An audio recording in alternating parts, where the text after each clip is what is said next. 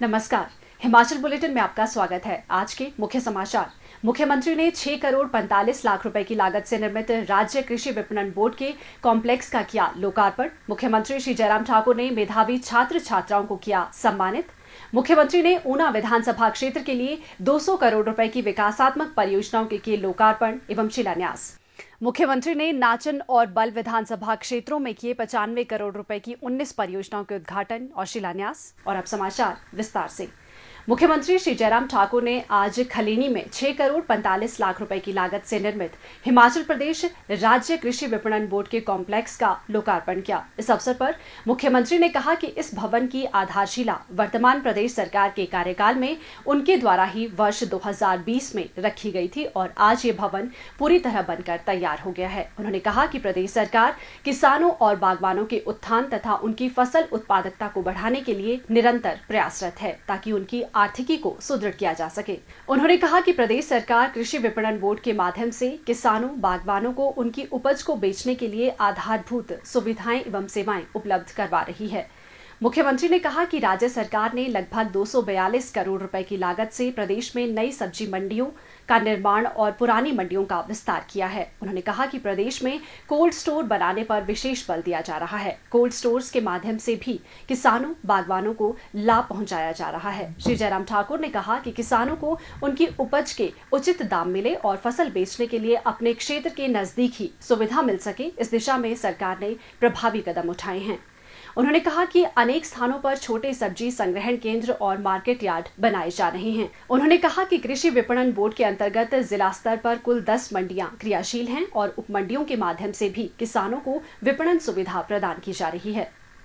मुख्यमंत्री श्री जयराम ठाकुर ने आज शिमला में अमर उजाला समूह की ओर से आयोजित मेधावी छात्र सम्मान समारोह की अध्यक्षता की। समारोह में हिमाचल प्रदेश स्कूल शिक्षा बोर्ड की 10वीं तथा 12वीं कक्षा की वार्षिक परीक्षाओं में उत्कृष्ट प्रदर्शन करने वाले 216 मेधावी छात्र छात्राओं को सम्मानित किया गया।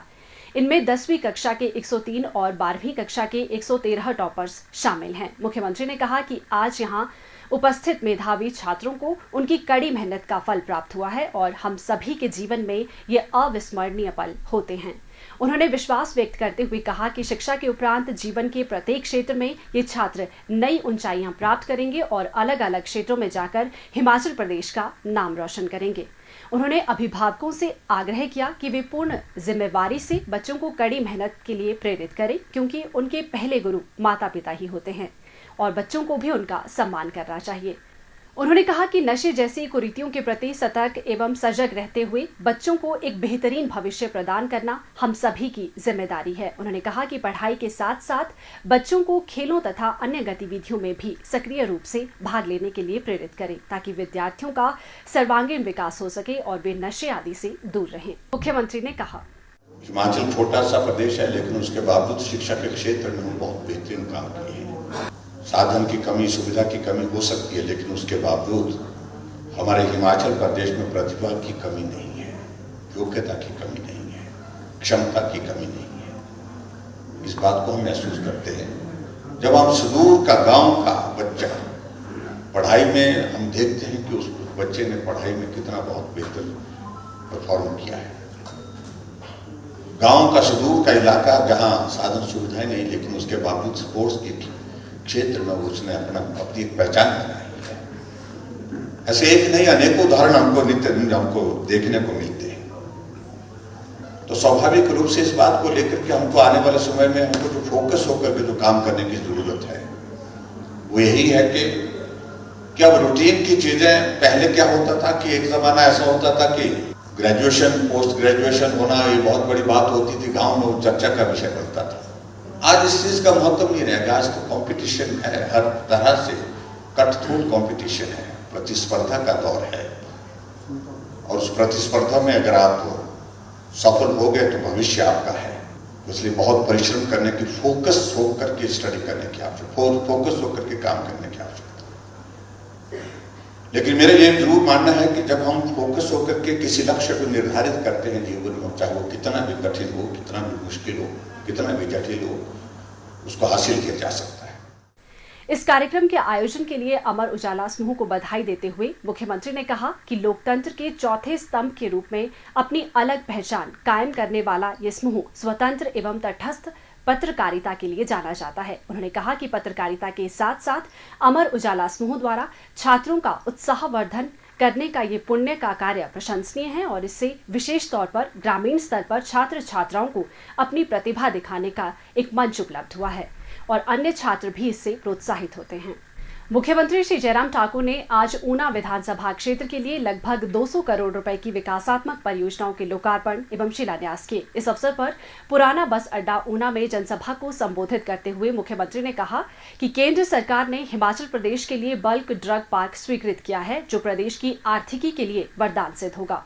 उन्होंने कहा कि ये पार्क ऊना जिला के हरोली में स्थापित किया जाएगा। उन्होंने कहा कि इस पार्क के स्थापित होने पर कच्चे माल के लिए भारत की चीन पर निर्भरता कम होगी। उन्होंने कहा कि हिमाचल में ही कच्चा माल उपलब्ध होने से यहाँ स्थापित फार्मा कंपनियों को भी हजारों करोड़ रुपए की बचत होगी और दवा विनिर्माण की लागत कम होने से दवाइयों की कीमतें भी घटेंगी।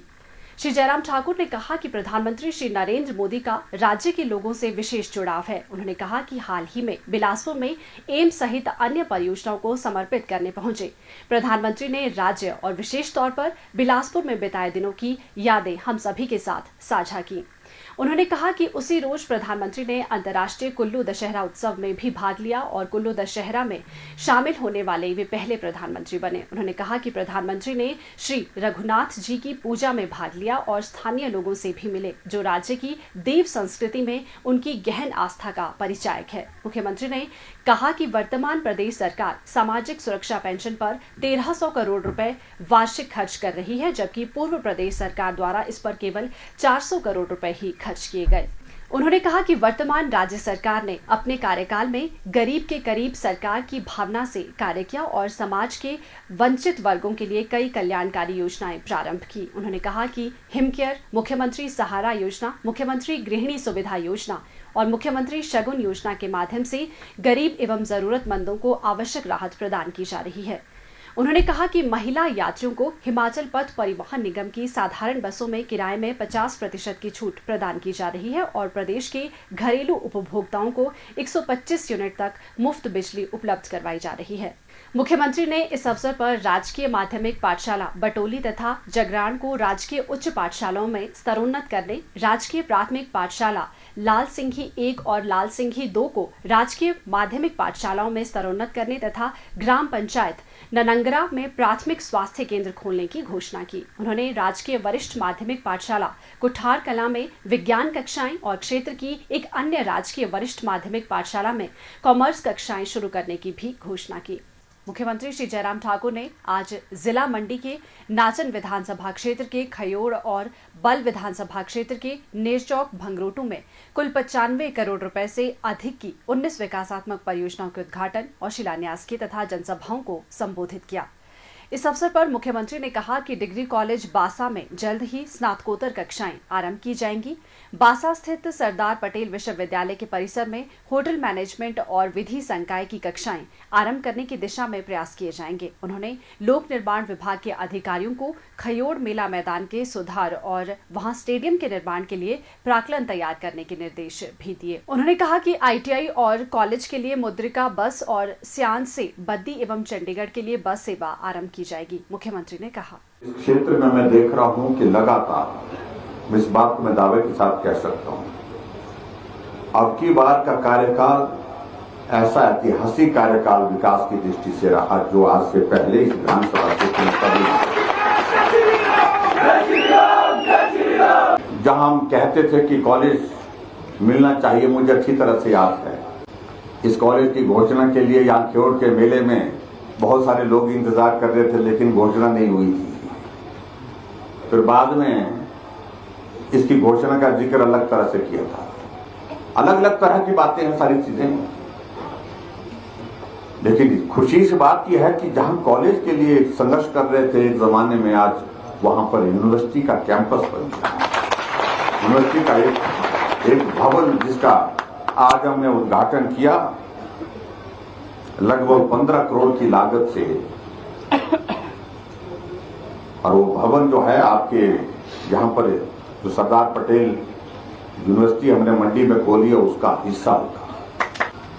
अब एक दौर आ गया है जहां हमें फिर मजबूती के साथ खड़े होना है, और मजबूती के साथ खड़े होने की जो जरूरत मैं कह रहा हूं वो इसलिए है, ये हमारी अपनी प्रदेश की जरूरत है, हम सब की जरूरत है कि हम नरेंद्र मोदी जी के साथ, केंद्र के साथ मिलकर के प्रदेश को आगे बढ़ाने में सहयोग।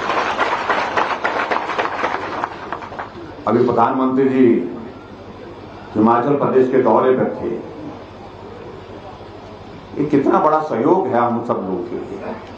दशहरे के दिन हिमाचल की देवभूमि में हमारे देश के यशस्वी प्रधानमंत्री जी का आना हो, और बिलासपुर में ऑल इंडिया मेडिकल इंस्टीट्यूट का इनॉग्रेशन होना, उद्घाटन होना, और उसके साथ साथ में बहुत सारे और भी प्रोजेक्ट का शिलान्यास और उद्घाटन हुआ, और उसके पश्चात जाकर के कुल्लू के दशहरे में रघुनाथ जी के दर्शन करने के लिए प्रधानमंत्री जी पहले, जो आज से पहले कभी हुआ है।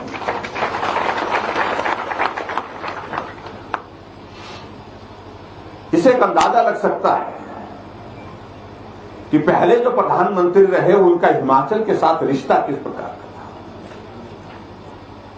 वो हिमाचल प्रदेश को एक राज्य मानते थे, लेकिन हमारे प्रधानमंत्री हिमाचल प्रदेश को राज्य नहीं अपना घर मानते हैं। ये अलग है।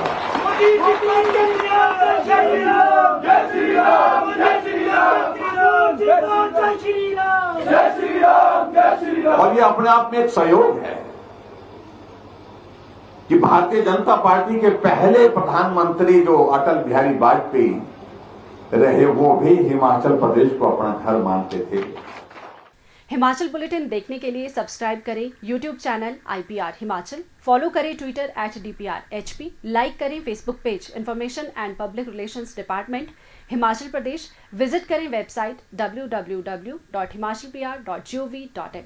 इस अंक में इतना ही, कल फिर होगी मुलाकात। दीजिए इजाजत, नमस्कार।